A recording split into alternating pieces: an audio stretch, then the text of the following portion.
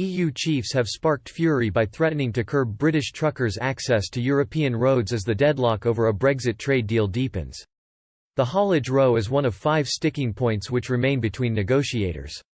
Both the UK and the EU have said they remain committed to overcoming the disagreements to complete a deal in just 2 months' time.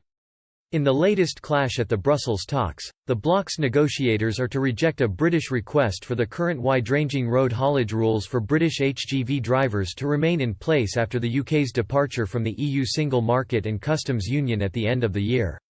Boris Johnson's chief negotiator and his EU counterpart Michel Barnier failed to break the deadlock in the talks during a meeting over dinner in the Belgian capital earlier this week. Mr. Barnier has told officials in EU member states the UK wants to maintain future access for British truckers to the bloc's market. He claimed the request was part of Boris Johnson's bid to secure a best of both worlds Brexit deal with single market-like benefits. EU threats to clamp down on British truckers are part of the bloc's attempt to force Britain to accept a level playing field in regulations. European Commission negotiators claim the UK will have to face different restrictions for its haulage drivers if Mr. Johnson is not prepared to accept a host of continuing Brussels rules in other areas, even though the country is leaving the bloc's regulatory regime. British negotiators believe the EU is trying to maintain its rights to meddle in UK affairs forever. The emergence of haulage rules as a fresh sticking point is a sign that talks are entering a new phase focused on detail as the October deadline for agreeing the broad outline of a UK-EU trade deal looms.